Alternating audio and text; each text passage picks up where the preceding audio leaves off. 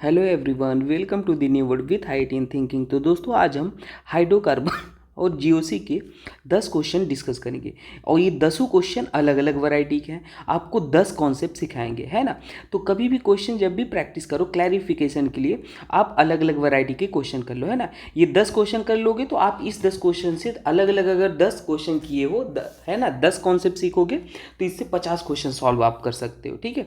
तो हम पूरा क्वेश्चन एकदम आराम से अच्छे से एक्सप्लेन करेंगे, ठीक है। एक एक बात क्या कॉन्सेप्ट यूज हुआ है और नेक्स्ट टाइम आपको कैसे सॉल्व करना है, बस आप ध्यान से इसको देखो, ठीक है। आइए स्टार्ट करते हैं पहले क्वेश्चन से। देखिए, पहला क्वेश्चन था, बोला था the correct order of stability for the following resonating structure. तो देखो, रूल होता है, रूल फॉर स्टेबिलिटी। 4 रूल बताऊंगा, बस इसको फॉलो कर लेना, आपके सारे क्वेश्चन सॉल्व हो जाएंगे। Rule for stability of resonating structure, ठीक है। 4 रूल कौन कौन से, बस उसी से सारा क्वेश्चन हो जाएगा। पहला रूल, अनचार्ज स्पीसीज जो होता है वो ज़्यादा चार्ज होता है, स्टेबल होता है ना, चार्ज से, है ना। कोई अगर चार्ज दिखे और अनचार्ज दिखे तो अनचार्ज ज़्यादा स्टेबल हो जाएगा, यही सीक्वेंस फॉलो करना। दूसरा, नंबर ऑफ पाई बॉन्ड, ये रेजोनेटिंग स्ट्रक्चर की बात हो रही है, पाई बॉन्ड जितना ज़्यादा रहेगा उतना ज़्यादा आपके पास स्टेबिलिटी रहेगा, ठीक है, उतना ज़्यादा स्टेबिलिटी रहेगा। तीसरा रूल ये कहता है कि जो इलेक्ट्रोनेगेटिव एटम होता है वो नेगेटिव चार्ज को लाइक करता है, like negative charge and vice versa, है ना। ऐसे इलेक्ट्रोपॉजिटिव को वो नेगेटिव से हिट करेगा। और चौथा रूल ये कहता है डियर कि अगर सेम चार्ज हैं तो दूर दूर रहना चाहेंगे। कहाँ? दूर दूर रहना चाहेंगे। बस यही 4 रूल से आपके क्वेश्चन सॉल्व हो जाएंगे। और इन सबसे ऊपर भी एक रूल होता है, स्टार करके उसको लिखता हूँ, ऑक्टेट रूल। कौन सा रूल? Octet rule. ऑक्टेट मतलब 8 इलेक्ट्रॉन कंप्लीट होने चाहिए, ठीक है। तो यहाँ पे बेसिकली अगर स्ट्रक्चर में आप देखोगे, मैं पूरा स्ट्रक्चर एक एक स्ट्रक्चर की बात करता हूँ। पहला स्ट्रक्चर अगर मैं बनाऊँ CH2, है ना, तब आप थोड़ा सा अच्छे से समझ पाओगे, क्योंकि अच्छी जब कोई चीज़ समझ रहे हो तो अच्छे से ही समझो, ठीक है, ताकि दोबारा गलती ना करो। दूसरा CH2 कार्बोकैटायन, और यहाँ पे आपके पास ये है। तीसरा स्ट्रक्चर है 2 नेगेटिव, और यहाँ पे थोड़ा सा अगर जिसको आता है वो पेशेंस वो थोड़ा स्पीड बढ़ा सकता है डियर, और जिसको नहीं आता है तो उसको हम अच्छे से ही सिखाएंगे, ठीक है। तो यहाँ पे आपके पास ये है। अब देखो सॉल्व कैसे करना था एक्चुअल में। यहाँ पे आपको देखोगे, पहला रूल लगाओ, सभी चार्ज हैं, पहला रूल फेल। देखो सभी चार्ज है ना भाई, सब में नेगेटिव पॉजिटिव, तो पहला रूल फेल। पाई बॉन्ड देखो, सब में पाई बॉन्ड कितना है। अब देखो एक चीज़ तो कन्फर्म समझ आ रहा है आप कि इसमें आपके पास कितने पाई बॉन्ड है, इसमें एक पाई बॉन्ड, सॉरी, हाँ, एक पाई, 2 पाई बॉन्ड है, सॉरी, इसमें 2 पाई बॉन्ड है ना। और किस में 2 पाई बॉन्ड है? 2 पाई बॉन्ड इसमें है, इसमें 1 पाई बॉन्ड है, इसमें 1 पाई बॉन्ड है। तो एक चीज़ तो क्लियर हो गया कि आपके पास फर्स्ट और कौन सा, थर्ड ज़्यादा रहेगा किससे, बाकी सेकंड फोर्थ से, ठीक है। ये पहली बात, ये कंक्लूजन समझ में आया। क्वेश्चन को अप्रोच भी कैसे करना है वो भी सिखाएंगे, है ना। ये चीज़ तो कंफर्म हो गया। और फर्स्ट और थर्ड में कैसे डिसाइड करोगे, है ना, इसमें ध्यान से देखो। फर्स्ट और थर्ड में अगर सोचोगे आप तो यहाँ पे क्या लगे तो यहाँ पे आपके पास ऑक्टेट रूल भी देख, अगर आप, मैं ऑक्टेट रूल के बारे में बताऊँ तो ऐसे भी सोचो, यहाँ पे आपके पास डियर जो नाइट्रोजन है, यहाँ पे नाइट्रोजन के कितने बॉन्ड बने हुए हैं?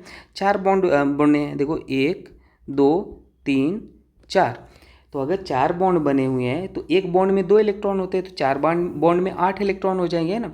और यहाँ पे नाइट्रोजन के कितने बॉन्ड बने हैं? 3 बॉन्ड, तो 6 इलेक्ट्रॉन हो रहे हैं।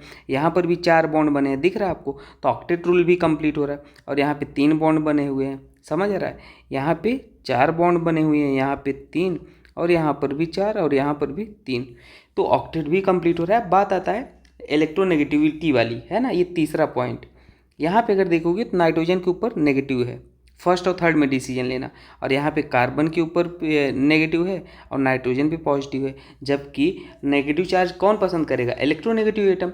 तो इलेक्ट्रोनेगेटिविटी अगर आप देखोगे तो नाइट्रोजन का ज़्यादा होता है कार्बन से, तो नाइट्रोजन पे नेगेटिव फेवरेबल होगा ना, तो इसलिए फर्स्ट हो जाएगा, उसके बाद थर्ड हो जाएगा। और फिर आपके पास सेकेंड और फोर्थ में डिसाइड करोगे तो एक ही ऑप्शन ये दिख रहा है, सेकेंड हो जाएगा और फिर लास्ट में फोर्थ हो जाएगा। समझ आया?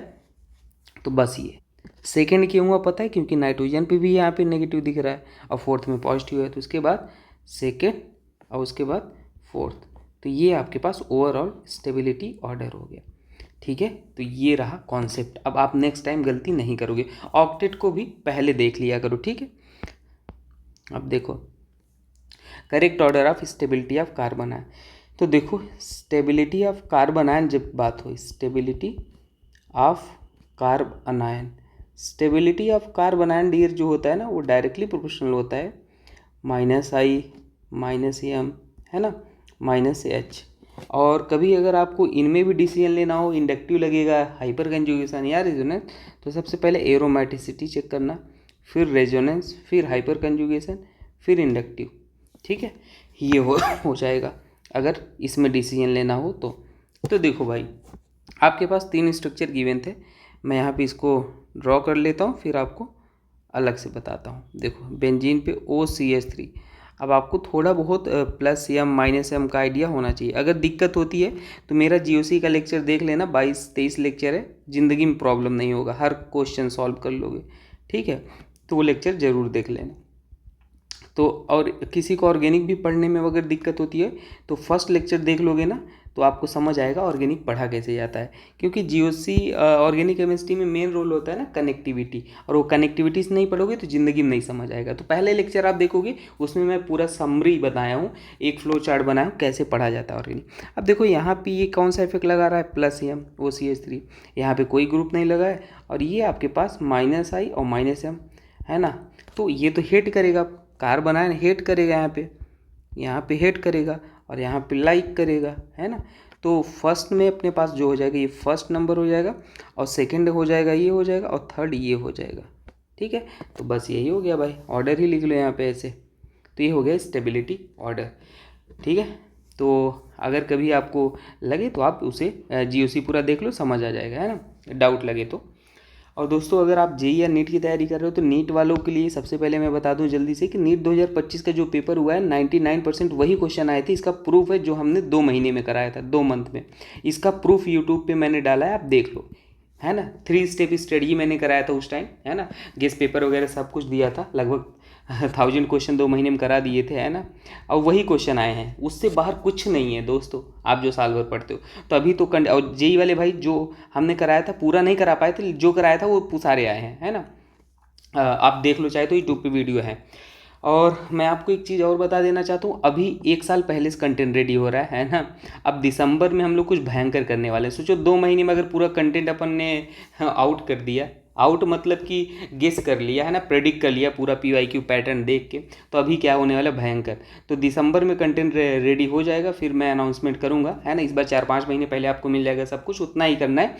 लेकिन उससे पहले आप जो कर रहे हो उसको करते रहो, उसमें रुको नहीं, पढ़ लो, लास्ट में उसे कर लेना, हो जाएगा सब कुछ, उसके बाहर कुछ नहीं। ठीक है, हाँ। लेकिन मैंने ये देखा कुछ बच्चे हैं जो सच में मेहनत करते हैं, बहुत लोगों से बात हुई और उन्हें एक गाइडेंस नहीं मिल रहा है ना, प्रॉपर गाइडेंस, उन्हें कौन करे, क्या पढ़ना चाहिए, कैसे करना चाहिए, कैसे स्ट्रेस को डील करना चाहिए। तो इसके लिए अपन ने डियर मैंने देखा कि मेंटरशिप प्रोग्राम एक लॉन्च करते हैं ना। अच्छा, अभी तक हमने कभी कोई पैसे वैसे नहीं लिए और अभी भी नहीं ले रहे हैं, पर अभी थोड़ा सा 99 रुपीज़ का हमने लॉन्च किया। जो एफर्ट नहीं कर सकता उसके लिए अभी भी नहीं ले रहे हैं, है ना, जो एफर्ट नहीं कर सकता भाई।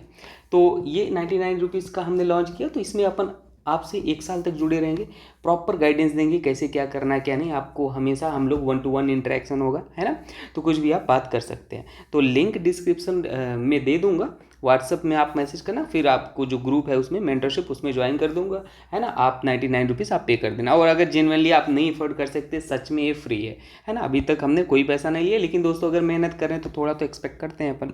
ठीक है, चलिए देखते हैं। अब देखो इस क्वेश्चन को कैसे सॉल्व करना था बता देते हैं। अपन को गिवन क्या था, ये गिवन था, है ना। अब एक्चुअल में यहाँ पे कौन सा रिएजेंट ऐसा डालो कि आपके पास OH जो है इस कार्बन पे आके जुड़ रहा है ना। तो एक सेकेंड, हम यहाँ पे इसको लिखते हैं CCC, और अपने पास यहाँ पे आ रहा है क्या, OH आ रहा है ना, यही बना है।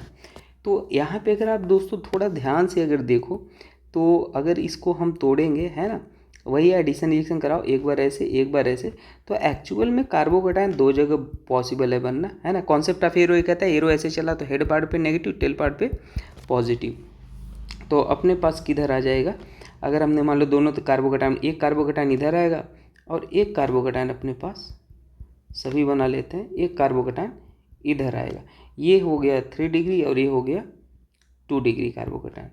तो दोस्तों हमें बनाना, ये किधर OH लगा है, देखो ये इसी वाले कार्बन पे OH लगा है, तो इसको हम बोलते हैं एंटी मार्कोनिकॉफ रूल। और ये किस रिएक्शन में होता है, हाइड्रोबोरेशन ऑक्सीडेशन में।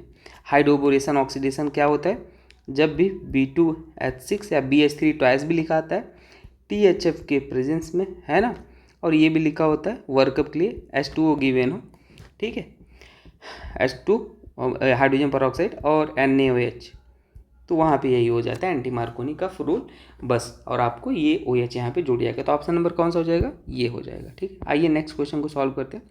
The reaction of an alkyl halide, ठीक है भाई, क्या बोला, reaction of an alkyl halide, alkyl halide की reaction, okay, with another alkyl halide, ठीक है, एक और अल्काइल हैलाइड ले लिया, in presence of sodium, in presence of sodium ले लिया, और ड्राई ईथर ले लिया।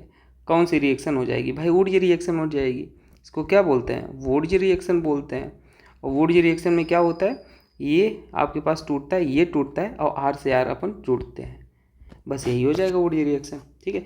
बाकी अगर मैं आपको बताऊं 1 डिग्री कुछ इंपॉर्टेंट बहुत, 2 डिग्री अल्काइल हैलाइड हो तो वहाँ पे जो मेजर प्रोडक्ट मिलता है कॉम्बिनेशन मेजर प्रोडक्ट होता है ना। बाकी आप लेक्चर देख लेना, मैंने इसको एक्सप्लेन किया। 3 डिग्री आपके पास RX है तो वहाँ पे क्या हो जाता है, डिसप्रोपोर्शनेशन मेजर प्रोडक्ट हो जाता है। अब 1 डिग्री 2 डिग्री और 3 डिग्री का मतलब क्या, मान लो आपके पास ये अल्काइल हैलाइड है, वुडज रिएक्शन कराना है ना, तो सोडियम इन ड्राई ईथर, तो कुछ नहीं, इसको तोड़ना है और इसी के मॉलिक्यूल से एक बार सामने आएगा, दोनों को जोड़ देना है, बस ऐसे। लेकिन अगर ये कितने डिग्री था, ये कॉम्बिनेशन हो गया, कौन सा मेजर, कॉम्बिनेशन प्रोडक्ट। अगर मान लो यही मैं 3 डिग्री अगर आपको लिख के दूँ सेम रिएजेंट के साथ, अल्काइल हैलाइड, है ना, तो आप सबसे फर्स्ट स्टेप में इसको तोड़ोगे, इसको अपन ने तोड़ा, रेडिकल बनाया था, अब आप डायरेक्ट नहीं जोड़ोगे। अब नेक्स्ट स्टेप में क्या होगा डियर, ये आपके पास हाइड्रोजन है, यहाँ भी हाइड्रोजन है, यहाँ भी है, तो तीनों सेम ही है, तो कोई किसी को तोड़ लो, इसको तोड़ा रेडिकल, इसको तोड़ा रेडिकल, तो ये रेडिकल से रेडिकल एक बॉन्ड बन जाएगा, इसको बोलते हैं डिसप्रोपोर्शनेशन, है ना। तो ये मेजर होगा 3 डिग्री के केस में, ठीक है, तो ये याद रख लेना। देखते हैं, which of the following intermediate has 8 valence electron around the atom, ठीक है। पहला ऑप्शन है आपके पास कार्बोकटायन। तो कार्बोकटायन जो होता है वो क्या होता है, sp2 हाइब्रिडाइज होता है। कितने, एक बॉन्ड में 2 इलेक्ट्रॉन होते हैं, कितने बॉन्ड है, 3 बॉन्ड होते हैं, किसमें 6 इलेक्ट्रॉन आ जाएंगे। दूसरा देखते हैं कार्बनायन, कार्बनायन मतलब ऐसे, और आपके पास ये भी ऐसे होगा, तो 3 बॉन्ड है तो मतलब 6 इलेक्ट्रॉन हो जाएंगे, और एक नेगेटिव चार्ज है तो उससे भी 2 इलेक्ट्रॉन आएंगे, टोटल कितने, 8 इलेक्ट्रॉन। ऑप्शन नंबर बी सही हो गया। बस फ्री रेडिकल तो आप देख ही लोगे, फ्री रेडिकल क्या होता है भाई, मान लो आपके पास ये रेडिकल बना है तो कितने इलेक्ट्रॉन, 7 इलेक्ट्रॉन यहाँ पे आ रहा है। और अगर चौथा देखो कार्बीन, तो ऐसे होता है CHH, है ना, तो इसमें आपके पास तो 4 ही इलेक्ट्रॉन दिख रहे हैं, तो ऑप्शन नंबर यही हो जाएगा कार्बन। चलिए नेक्स्ट देखते हैं, the transmission of electron density through sigma bond. चलो ये एक ये आपके पास हो गया, मैंने एग्जाम्पल ले लिया, सपोज किया, तो थ्रू सिग्मा बॉन्ड मतलब ये आपके पास फ्लोरीन ज़्यादा इलेक्ट्रोनेगेटिव खींचेगा, इस पे आएगा नेगेटिव, इस पे आएगा positive, due to electronegativity difference. हाँ भाई, कार्बन और फ्लोरीन में इलेक्ट्रोनेगेटिविटी फ्लोरीन की ज़्यादा है। ये कौन सा इफेक्ट होता है, इंडक्टिव इफेक्ट होता है ना। मैंने आपको मोटू पतलू करके पढ़ाया है, कभी ज़िंदगी में प्रॉब्लम नहीं होगा, वीडियो देख लोगे तो इंडक्टिव हो गया। नेक्स्ट देखते हैं, which are the following isomer of C5H12 is expected to have a lowest boiling point. तो देखो बॉइलिंग पॉइंट जब भी आपसे पूछता है, बॉइलिंग पॉइंट, ठीक है, उसका कॉन्सेप्ट यही होता है, पहला directly proportional to molecular weight, और दूसरा होता है बॉइलिंग पॉइंट, है ना, inversely proportional to branching, inversely proportional to branching, बस यही 2 रूल से बॉइलिंग पॉइंट आ जाएगा।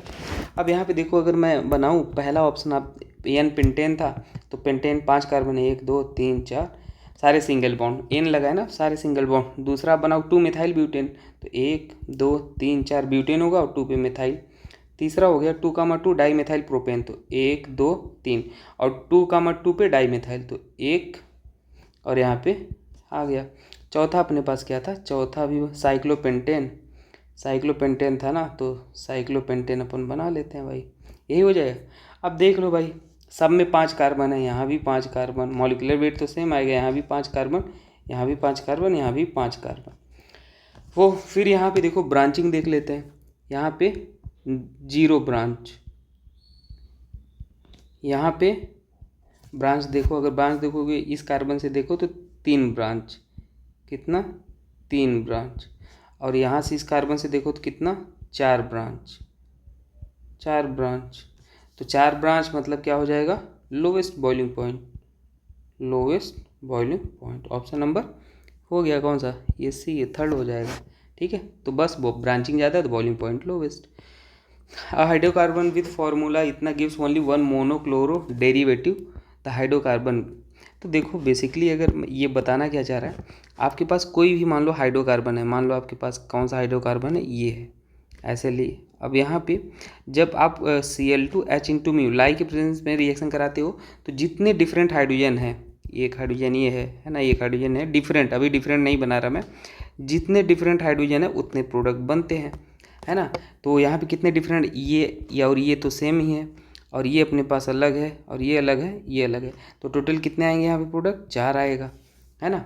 जितने ABCD 4 टाइप के हाइड्रोजन है, तो वही पूछ रहा है ऐसे कौन सा ऑप्शन है जहाँ पे एक ही प्रोडक्ट बनेगा, ओनली 1 प्रोडक्ट बनेगा, तो एक ही टाइप के हाइड्रोजन होने चाहिए। तो पहला ऑप्शन चेक कर लो, एन ब्यूटेन, तो 1 2 3 4, तो यहाँ पे ये हाइड्रोजन अलग है, ये हाइड्रोजन कितने डिग्री है 1 डिग्री, ये हाइड्रोजन अलग है, तो 2 प्रोडक्ट बनेंगे, है ना, 2 प्रोडक्ट इसमें बनेगा। दूसरा देख लेते हैं 2 मिथाइल हेप्टेन, 7 कार्बन है, 1 2 3 4 5 6 7, और 2 पे मिथाइल है, तो इसमें तो भाई ना जाने क्या, एक अपने पास ये हाइड्रोजन है, एक ये 2 3 4 5 6 7, इसमें आपके पास बनेगा भी 7 ही बनेगा भाई, है ना, देख रहे हो।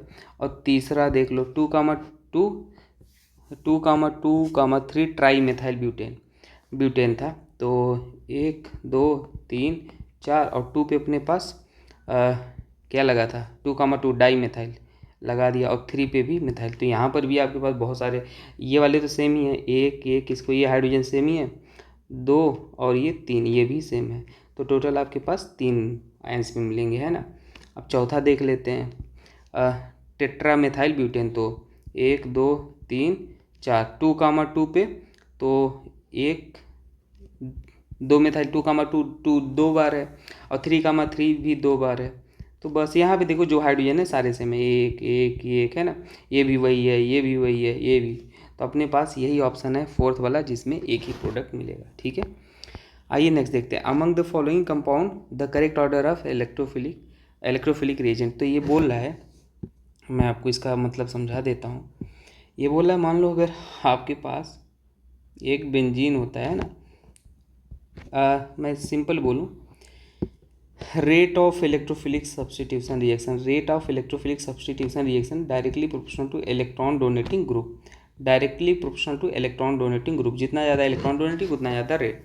तो यहाँ पे आपके पास जो गिवन है डियर, वो क्या गिवन है, OCH3, ये कैसा इफेक्ट लगाता है, plus M, strong electron donating, और NO2 ये -I और -M, ये भाई रेट, ये रेट को बहुत ज़्यादा बढ़ा देगा और रेट को बहुत ज़्यादा घटा देगा। ठीक है, तो क्लियर हो गया, सबसे पहले कौन सा हो जाएगा, फर्स्ट, उसके बाद सेकंड और फिर थर्ड हो जाएगा। ठीक है, और ये लास्ट है, when propyne is pass through a red hot iron tube the major product. बहुत ही अच्छा क्वेश्चन है ना, IIT JEE मेंस, है ना, हर जगह नीट में भी पूछा गया। तो प्रोपाइन, तो मैं सबसे पहले आपको एक चीज़ बता देना चाहता हूँ कि आपके पास अगर अल्काइन, मान लो अल्काइन गिवन हो, ये अल्काइन ले लेते हैं CHH, इसको अगर रेड हॉट किया जाता है ना, रेड हॉट आयरन, तो रेड हॉट आयरन किया जाता है, तो यहाँ पे रिएक्शन कैसा होता है मैं आपको बताता हूँ। 3 बार आप हमेशा कभी भी ऐसे रेड हॉट आयरन गिवन हो तो आपको ऐसे करना है, ठीक है। और बस यहाँ पे ऐसे ही जोड़ना है, फिर ऐसे जोड़ना है और फिर ऐसे जोड़ना है। तो आपके पास क्या हो जाएगा, कितने कार्बन, 1 2 3 4 5 6, 6 मेंबर आप रिंग बना लो, 1 2 3 4 5 6। और ये बॉन्ड टूट गए हैं, ये देख रहा है ना, एक एक टूट, तो डबल बॉन्ड लगा लो, 1 और 2 पे डबल बॉन्ड, 3 और 4 पे एक डबल बॉन्ड हो जाएगा और 5 और 6 पे, तो ये आपके पास बेंजीन बन गया। अब इसी तरीके से इसमें बोला है प्रोपाइन गिवन है, तो प्रोपाइन कैसे हो जाएगा, बनाओ। प्रोपाइन मतलब एक आपके पास यहाँ पे CH3 लगा होगा, है ना, ये सेम कहानी है, सेम रिएजेंट। तो आपको बस क्या कर लेना है, यहाँ पे आपके पास ऐसे बना लेना है, और ये आपके पास क्या हो जाएगा, एक ऐसे बना लो और एक ऐसे बना लो, ठीक है। बस अब देखो, इसको ऐसे तोड़ना, इसको ऐसे तोड़ना और इसको ऐसे जोड़ना, तो बस वही नंबरिंग करना है। तो आपके पास यहाँ पे मैं बना देता हूँ, यहाँ पे आ जाएगा ऐसे ऐसे ऐसे, और एक मिथाइल ग्रुप लगाया, देख लेना आप, है ना। तो ऐसे इसको क्या बोलते हैं, मेसिटाइलिन बोलते हैं, इसी को बोलते हैं मेसिटाइलिन, तो याद रख लेना, है ना। अब आपका एक होमवर्क है, आप ये बना देना, है ना, कमेंट करके बताना क्या बना है। सेम ये आपका HW है, ठीक है, करके बताना। बाकी ये रहा, ये अभी HW है, आप करके बताना, नहीं तो कमेंट करना, मैं बता दूंगा ना। डी ऑर्बिटल रेजोनेंस क्या होता है, डी ऑर्बिटल नेगेटिव चार्ज के बगल में डी ऑर्बिटल है, तो वो क्या हो जाएगा, डी ऑर्बिटल रेजोनेंस। अगर देखोगे तो इसके पास भी हो जाएगा, इसके पास भी हो जाएगा, और कौन सा है, ये हो जाएगा। लोन पेयर एक नेगेटिव ही चार्ज तो है, ऐसे समझो, है ना, इलेक्ट्रॉन मतलब नेगेटिव। तो बस बाकी मिलते हैं नेक्स्ट वीडियो में दोस्तों, तब तक का कुछ डाउट हो तो कमेंट करके बता देना, है ना। मिलते हैं नेक्स्ट वीडियो में, थैंक यू।